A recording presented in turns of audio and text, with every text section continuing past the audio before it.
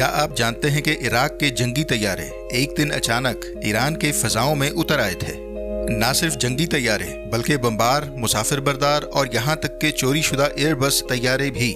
یہ سب کیسے ہوا؟ صدام حسین نے اپنے قیمتی طیارے ایران بھیجنے کا فیصلہ کیوں کیا؟ اور پھر ایران نے ان طیاروں کے ساتھ کیا کیا؟ چلیے آج کی اس حیران کن کہانی کو سمجھتے ہیں۔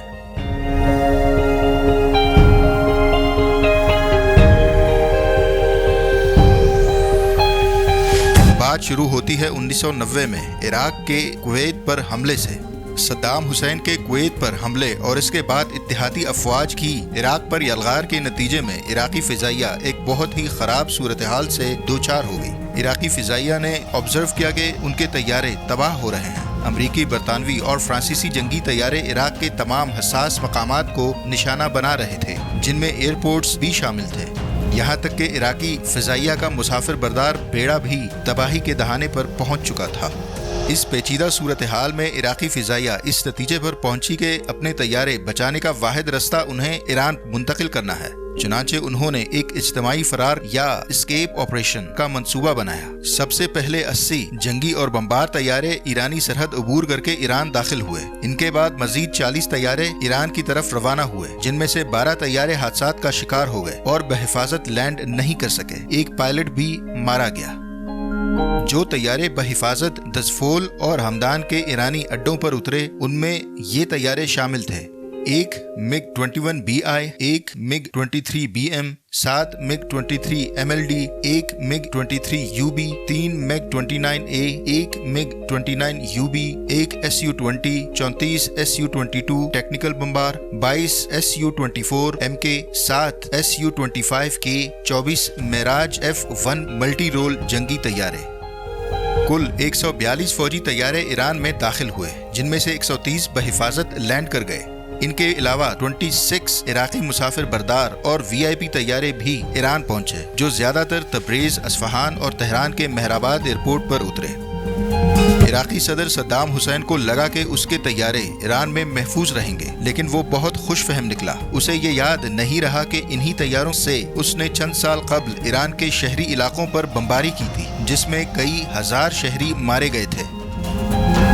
جب اتحادیوں کو پتا چلا کہ عراق اپنے طیارے ایران بھیج رہا ہے، تو انہوں نے کنٹرول مزید سخت کر دیے اور بچ جانے والے طیاروں کے لیے ایران جانے کا راستہ بند کر دیا۔ صدام حسین نے جب دیکھا کہ وہ روز اپنے قیمتی طیارے کھو رہا ہے، تو اس نے حکم دیا کہ طیاروں کو ٹرکوں پر لاد کر رہائشی علاقوں، تاریخی مقامات اور زیارت گاہوں میں چھپا دیا جائے۔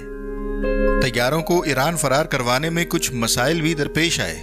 ایک مسئلہ یہ تھا کہ عراقی طیاروں کے وائرلیس UHF فریکوینسی پر تھے، جبکہ ایرانی طیارے VHF پر۔ اس لیے عراقی پائلٹ ایرانی کنٹرول ٹاور سے رابطہ نہیں کر پا رہے تھے۔ چنانچہ ایران کے پائلٹس نے F-4 فینٹم طیارے کے ذریعے راہ بھٹکے عراقی طیاروں کو لینڈنگ میں مدد دی۔ طیاروں کو ایران لے جاتے وقت کچھ دلچسپ واقعات بھی رونما ہوئے۔ مثلاً طیارے ایران کے مختلف ہوائی اڈوں حتیٰ کہ عام سڑکوں پر بھی لینڈ کیے گئے۔ ایران پہنچنے پر عراقی پائلٹوں نے بتایا کہ صدام حسین نے خفیہ کمانڈ کے ذریعے یہ حکم جاری کیا تھا تاکہ اتحادیوں کو پتہ نہ چل سکے، اور یہ بھی کہ صدام نے ایران سے پہلے دیگر عرب ممالک جیسے اردن وغیرہ سے بھی مدد مانگی تھی، لیکن دوسرے خلیجی ممالک نے عراقی طیاروں کو پناہ دینے سے انکار کر دیا تھا۔ یہ سب اتنی جلدی میں ہوا کہ کئی پائلٹوں کے پاؤں میں جوتے تک نہیں تھے۔ ایک MiG 29 پائلٹ خوف کے مارے خون کی الٹیاں کر رہا تھا۔ ایک Su-24MK کے پائلٹ اور کو پائلٹ جب ایران کا راستہ بھول گئے تو ایرانی شہر کرمانشاہ کے قریب پہاڑ سے جا ٹکرائے۔ ایک پائلٹ بچ گیا اور دوسرا مارا گیا۔ کئی طیارے جب لینڈنگ کے وقت رن وے پر پہنچے تو ان کے ٹائر پھٹ گئے اور وہ رن وے سے نکل گئے۔ ایک MiG 23BN پائلٹ نے خوف کے مارے ایرانی شہر اعلام کے اوپر ایمرجنسی ایجیکشن کر دیا اور طیارہ بغیر پائلٹ کے 1 گھنٹے تک ایران کے فضاؤں میں گھومتا رہا۔ بالآخر ایرانی فضائیہ نے خطرے کے پیش نظر اسے صحرا میں مار گرایا۔ عراقی ایئر لائنز کے 28 طیارے بھی ایران آئے، جن میں 13 ایلیویشن 76MD شامل تھے۔ یہ وہی اسٹریٹجک ٹرانسپورٹ طیارے تھے جو ایران عراق جنگ میں اہم کردار ادا کر رہے تھے۔ یہ طیارے تبریز، اصفہان اور شیراز میں لینڈ کیے گئے۔ ان میں ایویکس اور ریڈار طیارے بھی تھے۔ मुसाफिर बरदार तैयारों में बोइंग 737, बोइंग 707, बोइंग 747C और 5 एयरबस A310 भी शामिल थे। दिलचस्प बात यह है कि ये 5 एयरबस इराक ने कुवैत से चुरा कर लाए थे, उनका रंग बदल कर इस्तेमाल कर रहे थे और अब वो भी ईरान लाए गए थे। सद्दाम हुसैन ने बाद में कहा कि ये तैयारे उसने बतौर अमानत ईरान भेजे थे और अब उन्हें ये तैयारे वापस चाहिए, लेकिन ईरान ने इनकार कर दिया और कहा कि जब तक इराक ईरान पर मुसल्लत करदा जंग के माली और जानी नुकसानात का अजाला नहीं करेगा, तैयारे वापस नहीं मिलेंगे। 1993 से ईरान ने इन तैयारों को बतौर जंगी हरजाना अपने कब्जे में लेना शुरू कर दिया और ज्यादातर तैयारे ईरानी फौज में इस्तेमाल होने लगे। सद्दाम हुसैन ने जब देखा कि ईरान इन तैयारों को इस्तेमाल कर रहा है तो उसने अक़वाम मुत्तहिदा में शिकायत कर दी, लेकिन कोई फ़ायदा ना हुआ।